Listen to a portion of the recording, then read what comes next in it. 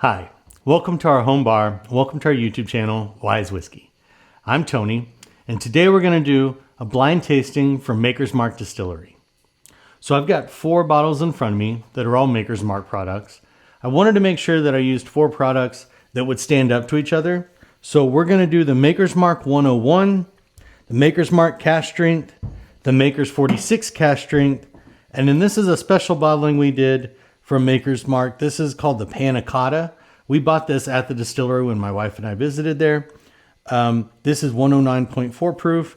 The Maker's 46 Cask Strength is 110.1, and the Maker's Cask Strength is 109.5. The Maker's 101 is 101. So everything here is 101 to 110 proof. So alcohol level wise, age wise, everything, we should be in a really similar profile. I have no idea what order my wife Taylor poured these for me. So what I'm going to do is rank them and just describe which one I like best. I'm not going to guess which one is which, but I am going to rank them, decide what I like best, and then we'll find out which sample is which. So let's get started with sample number 1. Definitely floral, definitely brown sugar. Little of that weedy malty note that you'll get with wheated bourbons.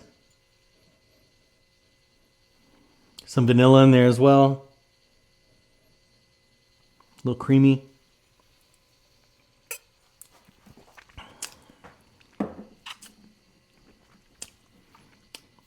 Brown sugar on that one comes through nicely on the palate. It is really sweet, slightly soft. Not as floral on the palate as it is the nose. There's a little bit of a bready, grainy note, but overall that sweetness really comes through. The proof does not transfer. So whichever one this is, the proof is definitely well hidden by the blending and the maturation.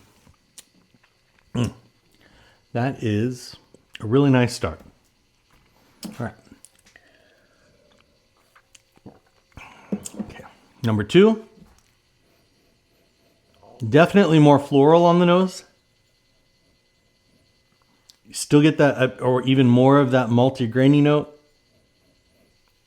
The sweetness is less on this. It's definitely more floral, maybe a little more oaky. I'm getting more of the floral and the grainy, the savory notes, less of the brown sugar and the vanilla.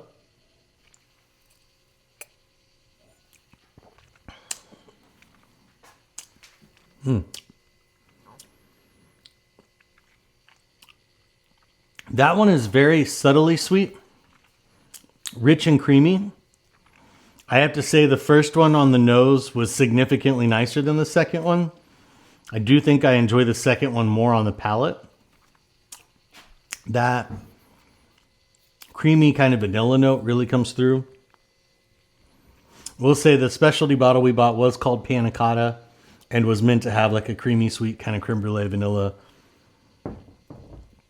Panna Cotta style note in there. That is nice. That one is giving me more of a Kentucky hug. That warmth in your chest that kind of settles in there. Really nice second sip. Okay. Moving on to number 3.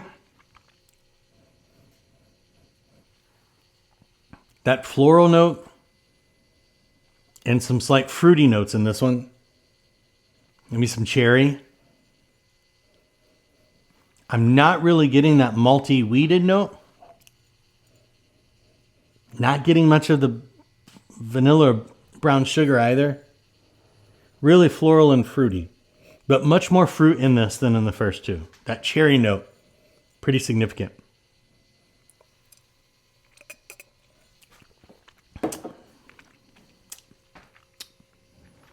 Okay. So the cherry does come through. A little bit of spice. A little less complexity on the end.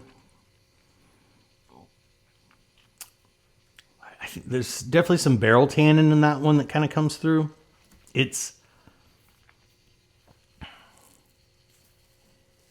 That one's interesting because it's like it's skipping parts of my palate. So it's like not a lot up front. Some of that cherry note, a little sweet, kind of disappears. A little bit of barrel tannin sneaks around. The Kentucky hug is gone. And it is just slightly oaky in the background now. It's wild how different these three whiskeys have been so far. I mean, just completely different. If you don't know a lot about the Maker's Mark Distillery, regular Maker's Mark and regular Maker's 46, two of the great kind of middle of the road average price point bourbons I think you can get. They are famous for really being one of the first mainstream distilleries to really push wheated bourbon and not just make it, but also market it and as a point of differentiation.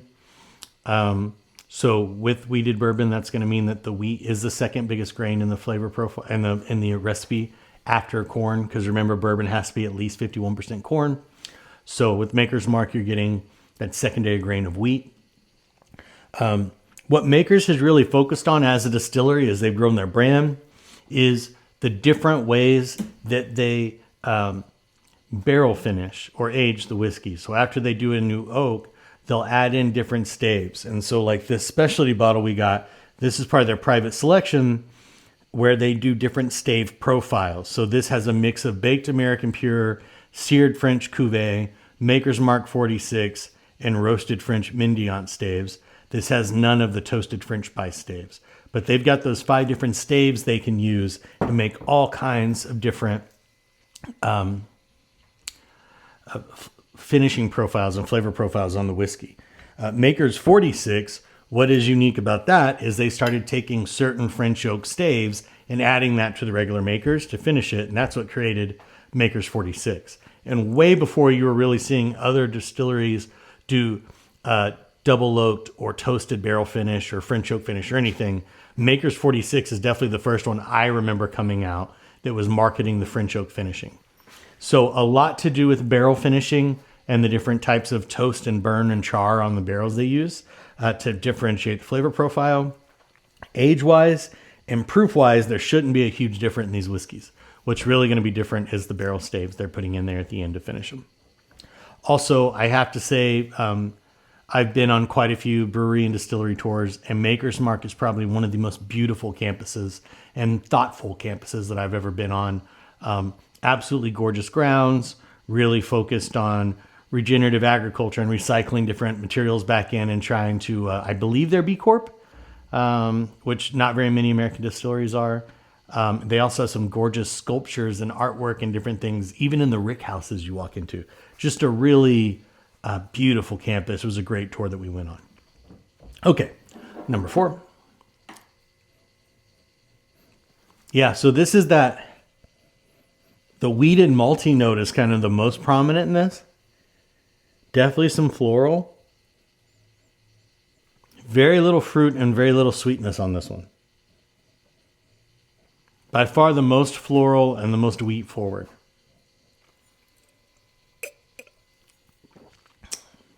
Wow. That is so barrel forward. Just tannin and oak right up front. Goes into these floral notes. Does become a little sweet with the brown sugar and vanilla, which is nowhere on the nose. But then it goes back to that floral note. And then that barrel tannin rests there. Probably the most complex. The one with the longest finish. It's still kind of going. The most evolution. So from a complexity standpoint, I'd say number 4 is probably the most unique. I just don't know that flavor profile is what I enjoy sipping on the most. This is by far the most barrel forward of the 4. That oaky, tannin, earthy, almost dirty.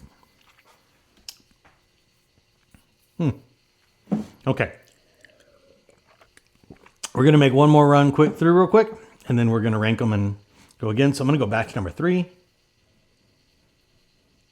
Almost a little bit of like a banana bread note now.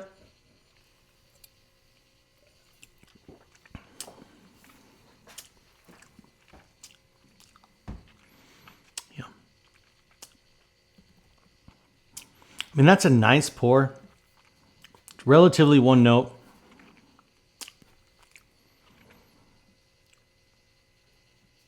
kind of a middle of the road. Okay. Let's go back to number 1.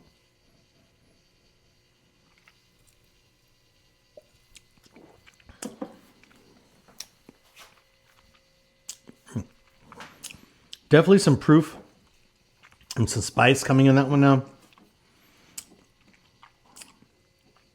It is still a little on the sweet side.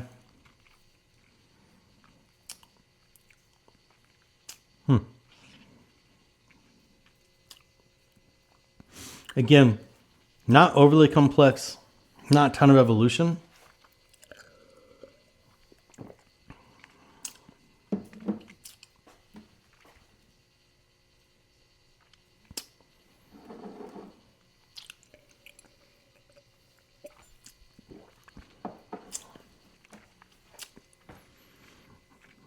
That one,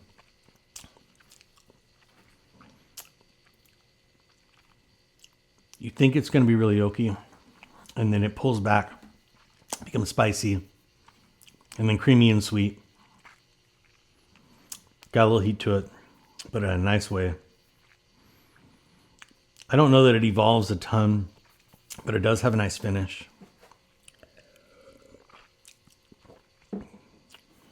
Okay. And number 4.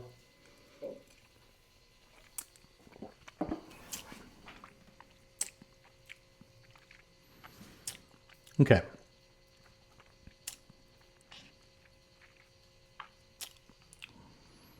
This is tough.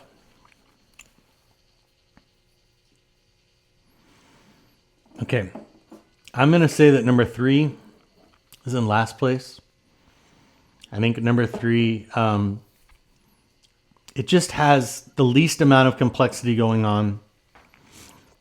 It's a nice flavor profile, but not my favorite.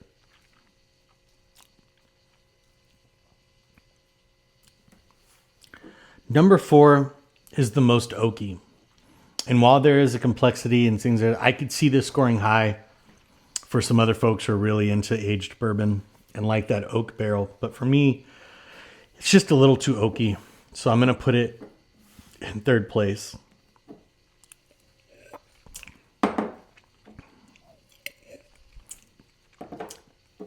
Number 1, the proof just comes across a little intense. And there's not just a ton of sweetness and evolution, but it's a really nice pour overall. It just doesn't quite stand up to number 2, which is my favorite. There's a sweetness here that's not really in the other ones, and a richness. And it just has enough proof to give you some spice and to let you know it's got some complexity, but it does not come across as overly oaked or overly proved. So in last place was number 3. What was number 3, babe? 101. So we've got Maker's 101 in last place. Okay, and then number 4? 46. The Maker's 46 Cask Strength? Mm-hmm. Really? Okay. So like I said, that was the most barrel forward, which makes a little sense now. I enjoyed it. It's just, I could see this scoring best for a lot of people. For me, I just felt like it was a little too barrel forward. Since I've gotten more into Scotch and single malt, the really oaky, the really charred barrel forward bourbons are just a little too strong oakiness for me. The barrel comes across too much for me, and it doesn't balance like it used to. Okay, so number 1. The regular Cask Strength. Okay, so the Maker's Mark Cask Strength. So that means the winner, and I did say I thought it was like a little creamy and on the sweet side, is the Maker's Mark Panna Cotta. We bought this at the distillery. So we did our honeymoon / first anniversary trip to Kentucky and did a bunch of distillery trips, my wife Taylor and I. Taylor actually dipped this bottle by hand. And we pretty much only drink this on our anniversary and occasionally on special occasions. But we mostly do this as an anniversary pour, just for the 2 of us. Again, it was a great trip. It's a really nice bottle. And they do so much for barrel picks at different stores. And when you go visit the distillery, there's a ton of options out there for Maker's Mark with the private selection and the barrel finishing projects that they do. Overall, all 4 of these were great pours. For being a wheated bourbon that's just really focusing on barrel finishing, and not changing a ton with the age and the proof level. It just shows you what those barrel staves can do to change a whiskey up. I think that other than just doing regular blind tastings where you have no idea what you're trying, those can be extremely eye-opening. I think it's really fun going to a single distillery and getting multiple bottles that are relatively close in proof and age, and just seeing what that distillery can do with their different processes to add variety and change them up. So hope you enjoyed this. It was really fun for me. If I had to guess, I would have said that, I hoped that the Panna Cotta probably would have been first, just because that's a special bottle for us. I typically lean towards 46, or did in the past, so I probably would have assumed that was going to do better. Honestly, the 101 is close enough in proof. I wasn't even sure that the 101 wouldn't sneak further up. So I'm surprised, and it's just fun to try whiskeys like this and see how things turn up. So hope you enjoyed the video, guys. If you do and you want to support the channel, please like this video and subscribe to the channel. It's the best way to support us.